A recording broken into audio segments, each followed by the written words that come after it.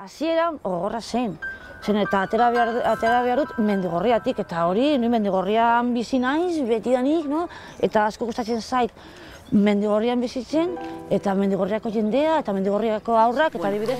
Yo voy a hacer un discurso, voy a tratar de evitar palabras pues eso, como justicia, discriminación, exclusión, que hay otros partidos políticos que les encanta hablar con ese tono tan radical. Y tan sectario, y que desde UPN, por supuesto, no vamos a entrar en ese juego porque nunca, además, lo hemos hecho. Altzatu behar dugu lehenago, zazpiterdietan edo, eta gero hartu behar du taxia, eta gero etorri behar du beti etortzen da bostetan, eta pizka bat berandua da, baina hori da arazoak, bai, arazo handi bat da, baina ja ohitura daukagu horretaz, baina egia jateko arazo handi bat da, zeren eta altxatu behar du 3 urterekin, orain badauka 10 urte, baina 3 urterekin zazpiterdietan eta oso goiz da berarentzat.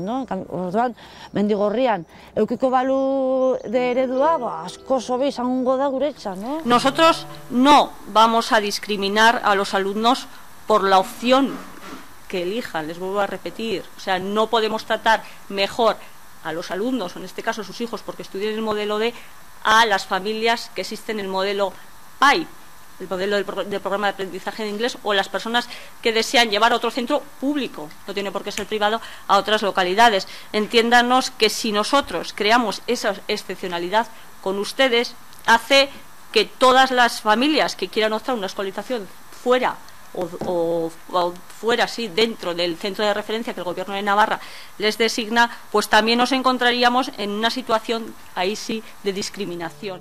Artasoan jarri dute til, eta til jartzea posiblea den, ni jakin nahiko nuke, ea zergatik ez den posiblea euskara jartzea, bai? Euskararekin beti entzuten dugu betiko kontua. Ez gaudela sartuta zona baskofonan, bai? Efectivamente, la perspectiva que tienen ustedes y otros partidos políticos no es la misma que la nuestra, eso está suficientemente claro. Ustedes abogan por un modelo D en toda la comunidad foral y eso significaría darnos otra ley, significaría darnos otro marco, y nosotros no estamos dispuestos a cambiar la ley del vascuence y tampoco votaríamos a favor si fuese en su caso, si llegase al Parlamento de Navarra.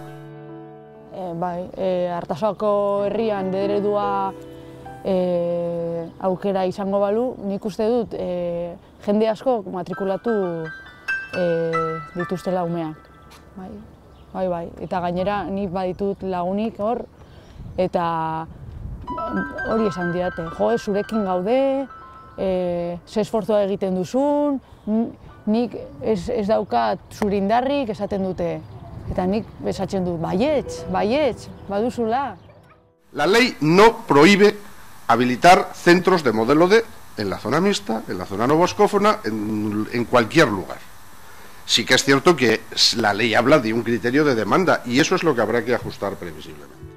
Uste dut, Artasoa, Mendigorria, Larragako jendea, edo zonalde euskalduneko jendea, gustatzen zaiela euskara. Baina hainbeste oztopoekin, badute hor zailtasuna, bai? Como les digo, yo no creo que sea problema de sacar a los niños de los pueblos, pues porque pasa en otros muchísimos sitios y no veo que eso sea tan problema, ¿no? Entiendo que para cada familia, evidentemente, sí que es un problema para padre levantarse a las 5 de la mañana, levantarse a las 6 de la mañana y andar con el niño en danza, pues es un jaleo, pero yo creo que ocurre en muchos otros sitios. Yo, en fin, tampoco es cuestión de hablar aquí de casos particulares, pero yo, mi hermano y mi cuñada tampoco pueden apañarse para llevar al crío al colegio y tengo que andar llevándolo yo de un lado para otro muchas mañanas, ¿no? O sea, estas son situaciones que cada familia se tiene que adaptar. Negua oso luzea da, oso luze egiten zait, eta batez ere beti gaude eguraldia begiratzen interneten, elurra izango dugun edo zer, beti pentsatzen, sortzen diren arazoak joateko, bihar elurra izango dugun ala ez. Eta agian ez gara eskolara joango bihar. eta hor gaude beti jakin gabe. Bai? Eskerrik asko. Bai, Carmen Mariari, komentatu nahi diot, esan du, evitatu nahi duela, bai, diskurso hori, guk erabiltzen dugun diskurso hori, diskriminazioa, injustizia, nik eskatzen dizut evitatzeko egoerak. Esan dut, guk erabiltzen ditugu hitz horiek, bai, errealitate hau ezagutzen dugulako. Argik, Lurdesek, bai gainean jarri diguten errealitatetik abiatuta esaten diguna da nafar herritar guztiek ez dituztela aukera berberak eta nafar herritar guztiek ez balin badituzte eskubide, ez balin badituzte aukera berberak, bai, hitz egiten ari gara batzuekiko diskriminazioaz. Hitz egin beharra daukagu, ez dago beste erremediorik, bai? Injustizia batetaz hitz egiten ari gara. Eta esaten duzu, errespetatu egiten duzula, egin duten aukera. Ez duzu errespetatu behar, bermatu eta babestu egin behar duzu egin duten aukera. Ez da errespeto kontua, errespetatzen duzula, guraso hauek egin duten aukera.